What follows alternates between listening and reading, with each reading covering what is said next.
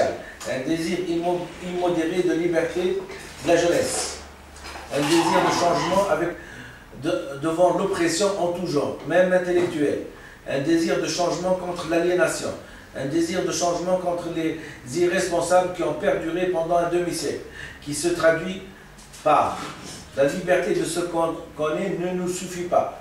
Il nous faut la liberté d'être ce qu'on n'est pas. Il me sera facile de vous démontrer que la révolution aux mains d'une personne de 82 ans, ancien symbole du dictateur Bourguiba, n'est pas appropriée à la révolution. On n'a pas compris le sens même de la révolution. Le désir de la jeunesse, c'est justement de se positionner et de bannir toute référence au passé, et donc toute gérontocratie.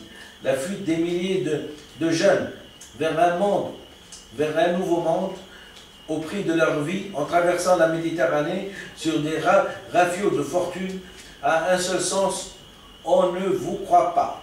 Vous avez eu le temps nécessaire et vous n'avez rien fait. On veut d'autres horizons. C'est un problème affectif. On veut des visages qui ne nous rappellent pas le passé, le désordre qui règne dans le pays, les insurrections d'ici et là. Toutes les régions dans toutes les régions sont dues au manque de visibilité de l'avenir de la population. La révolution sans but, sans objectif, ne peut pas réussir, car elle est dans ce sens basée sur le mensonge. Parler vrai à son peuple, parler franc à son peuple est probablement le premier acte de réussite de la révolution du peuple. Puisque depuis 4 mois, le pas n'a pas été fait et son incitateur, c'est-à-dire moi, est décrété tabou. Animisme quand tu nous tiens. Même les mots, les noms propres font peur, car désormais doués d'une âme. Et ceci est écrit et transcrit dans l'histoire.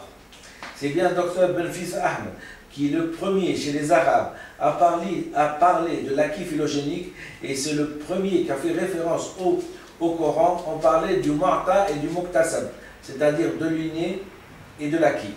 Les instances internationales doivent aider à sauvegarder les buts de la révolution et aider à sortir le pays de l'obscurantisme culturel pour lui permettre de s'assimiler au monde civilisé.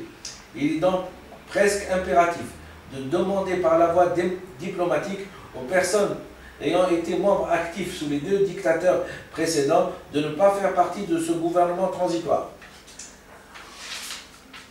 On ne peut pas faire du neuf avec du vieux. Voilà que des personnes en pleine sénilité, tout juste bon au maximum à diriger un hospice de vieillards, devenir des révolutionnaires et prétendre gouverner un pays vers des rivages plus accueillants que l'ancien Premier ministre, mis à la porte par le pouvoir du peuple, a laissé en nommant un ancien dirigeant de l'époque de Bourguiba.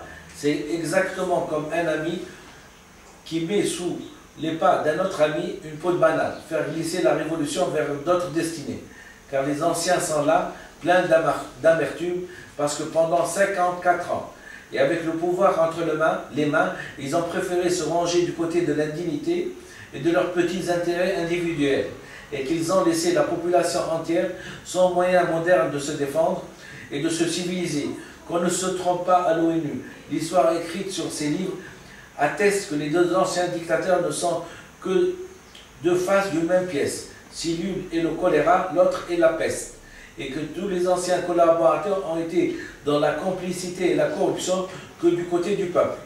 On ne peut pas être et avoir été, on ne peut pas être du côté de la corruption et du crime et du jour au lendemain devenir le chantre de la sagesse, de la justice et de la révolution. L'impasse symbolique est historique et mentale. Cette intervention que je réclame par ce fax donnera le sens à tous les gens qui se sont révoltés et qui sont morts sans connaître les véritables enjeux de leur acte, sinon le désir de changement. Voilà le sujet tabou que les anciens dirigeants essayent de cacher à la population. C'est exactement comme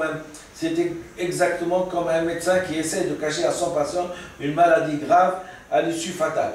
La seule solution reste la même depuis mon document adressé au secrétaire de l'ONU du 12 juin 2007, organisé sous l'égide de l'ONU.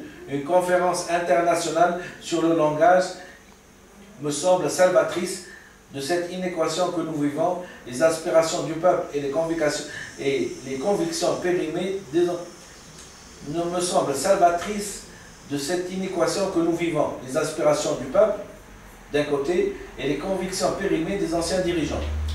Je vous remercie infiniment et donc je vous ai transmis une lettre adressée au Conseil de sécurité de l'ONU le 24 mars 2011. Depuis, bien de l'eau a coulé sous les ponts de la Seine et depuis une semaine, j'ai pris l'initiative d'écrire au président de la République française, membre du G8 et donc membre actif au niveau de l'ONU pour l'organisation de cette conférence internationale de l'ONU. Et il m'a répondu, après 4 jours, M. Sarkozy m'a répondu, donc, et il m'a dit textuellement qu'il avait transmis le dossier et qu'il a pris soin d'abord de le lire et qu'il a transmis le dossier à M. Juppé, ministre des Affaires étrangères et européennes de la France. Je vous remercie infiniment et à bientôt. J'espère que la voie de la vérité vous amène de jour en jour des vérités de plus en plus grandes et elle vous permettra d'avoir une idée fixe, une idée juste surtout, une idée juste de ce qui s'est tramé derrière les manifestants. C'était des documents, c'était des fax, c'était de l'arrogance parfois dans les documents. Voilà le contexte. Je vous remercie et à bientôt.